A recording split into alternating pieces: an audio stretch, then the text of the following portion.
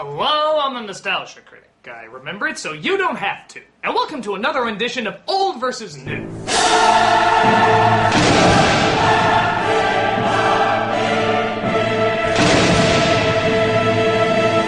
We all know about Hannibal Lecter and his history in movies. Great sucked, great sucked. But one film that gets overlooked at times is actually Lecter's very first appearance. This is the 1986 Michael Mann film Manhunter. And holy shit, that's not Hannibal Lecter! I thought he was a British guy with his hair slicked back. Not a British guy with his hair slicked back. Okay, there's some similarities. But that's just one of the many differences between two films based on the Thomas Harris novel, Manhunter and Red Dragon. Both are very different, but both are actually very good, too. They have their own unique style, their own way of telling a story, and their own way of showing what their characters are going through. But as always, which one holds up the strongest? Which one comes together the best? Which one toughens the nipples with delight? Well, we're gonna find out today. This is Old versus New, Manhunter versus Red Dragon.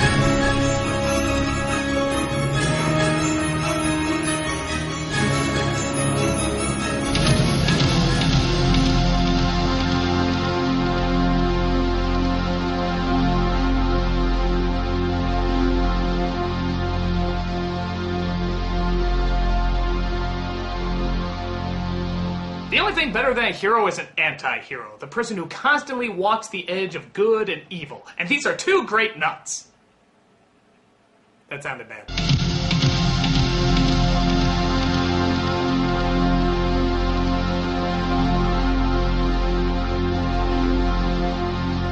In the role of Will Graham, we got William Petersen in Manhunter and Edward Norton in Red Dragon. Both know how to keep your attention and how to up the intensity. They both do great work. But in terms of who's better, that's a tough argument. Let's look at Norton. Norton is a very no-nonsense kind of cop. He's straightforward, hard-working, and doesn't take any bullshit. Even from one of cinema's most famous killers. I may keep them and I might consider it. No.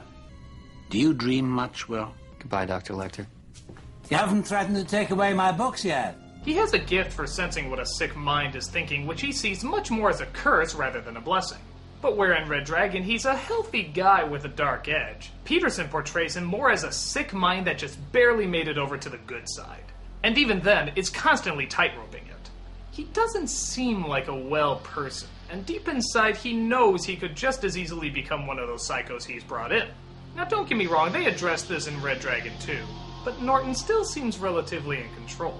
There's never a sense that he could just snap at any second. Take for example when he's trying to get into the criminal's mind. With Norton, it's very much along the lines of having an epiphany. You took your gloves off, you touched her with your bare hand, and then you wiped her down. But when the gloves were off, did you open her eyes? With Petersen, you get the feeling he's literally diving into the killer's psyche. Almost like he's sickly enjoying it. You took off your gloves to touch her, didn't you? Didn't you, you son of a bitch? You touched her with your bare hands, and then you put your gloves back on. But while your gloves were off, did you open all their eyes so that they could see you? Yeah, what'd you have for breakfast? Wasn't it Egg McMuffin? It was an Egg McMuffin, you fuck! Yeah! Because of this, Petersen comes across as more tortured and therefore more complex. You could see him very easily going off the deep end at any moment. Norton seems to have one foot firmly in the real world, so when Lecter makes the comparison that they're similar, it sort of sounds like your typical villain speech. Don't you understand, Will? You caught me because we are very much alike. Without our imaginations, we'd be like all those other poor dullards. In Manhunter, he literally starts freaking out, just like an unstable mind would. So it makes more sense that something like this would really get to him. Do you know how you caught me, Will? Goodbye, Dr. Lecter. You can leave messages for me at the number on You the know file. how you caught me? The reason you caught me, Will, is you're just alike. You understand?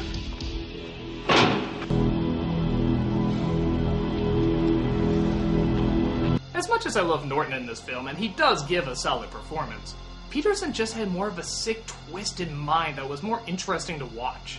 Norton, you're great, but point goes to Petersen. You dirty little beast.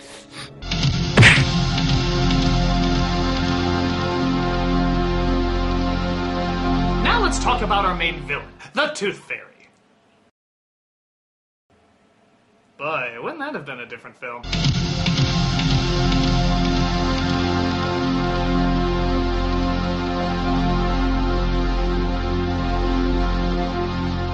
Francis Dollarhide, aka the Tooth Fairy, is portrayed by Ralph Fiennes and Tom Noonan. Again, this is a very hard choice as both turned in very strong performances. Fiennes is certainly the more tragic of the two. Much more is given about his backstory, and you find yourself feeling more and more sorry for him. As you watch, you get the feeling that he doesn't want to do this, but his abusive past mixed with a sick mind creates a desperate need to go through this bizarre transformation. I wish I could have trusted you. I wanted to trust you. You felt so good. You see more his interaction with people, how he works, how often he's in constant battle with himself. It's a great performance as well as a great character. Noonan's portrayal is a bit different. The tragedy is there, but it's more hinted at. He's left more in the shadow, which makes him come across as much more creepy as well as more unpredictable. You are privy to a great becoming, and you recognize nothing. You're an ant in the afterbirth. It is your nature to do one thing correctly. Tremble. Most of his scenes don't even have music.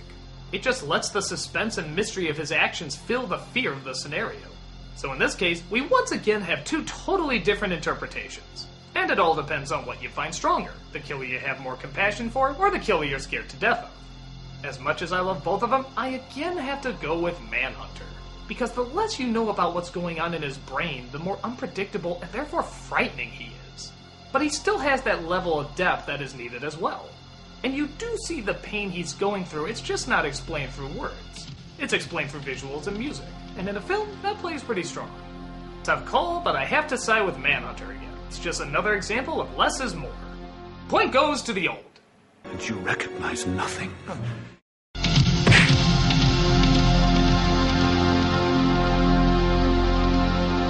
But now let's get down to the one you all want to talk about, Lecter.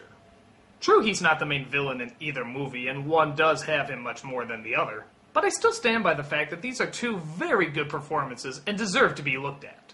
This is the best Lecter.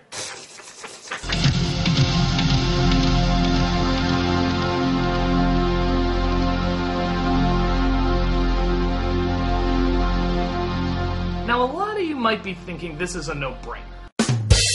Hopkins turned this role into an icon, and whenever anybody even says the name Lecter, they immediately think of him. So obviously, he should win. But Brian Cox actually has a very different and surprisingly effective take on the role as well.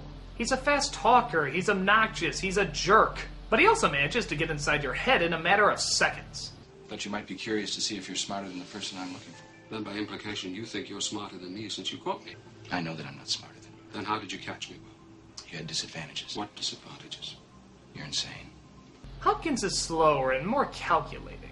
Then by implication you think you're smarter than I am, since it was you who caught me. No, I know I'm not smarter than you. Then how did you catch me?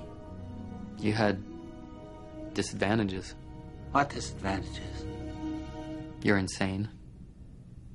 But there's also something even more frightening about a guy who just has you pegged the minute you walk in, and uses that almost immediately to start manipulating you. You came here to look at me, to get the old scent back again, didn't you? I want your opinion. I don't have one right now. Well, when you have one, I'd like to hear it. When you get more files, I'd like to see them too. You can call me when I have to call my lawyer. They bring me a telephone. Would you like to leave me your home phone number?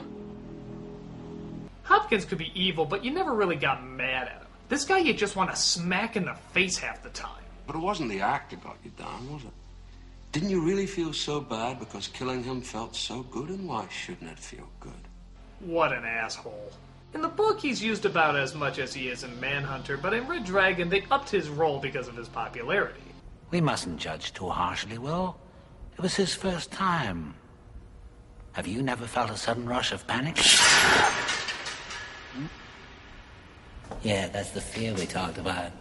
On top of that, we've also had 2 other movies to build up the creepiness. So by the time this one rolled around, there was a lot more build-up as to what to be afraid of. We also see how he was captured in Red Dragon, which is interesting, but I'd be lying if I said I sort of didn't want to see that. Like it's better left to the imagination. And come on, how did he survive that?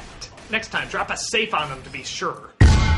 It's true that his age can be a little distracting in the movie, but I'm not gonna lie, the character does seem stronger when Hopkins is doing it. Now, I'm sure a lot of that has to deal with the fact that there's more time and 2 other movies to develop him, And on top of that, it's an Oscar-winning performance. But still, I think it's worth noting Cox's performance as well. Yeah, it's different and there's not as much of him. But just like Michael Mann did with the other killer, there's little music, little shadow. The creepiness just comes from the performance and the blunt, harsh reality of the situation. With that said though, it's pretty hard not to love a guy who can find the real meat of a role. Point goes to the new. Smell yourself.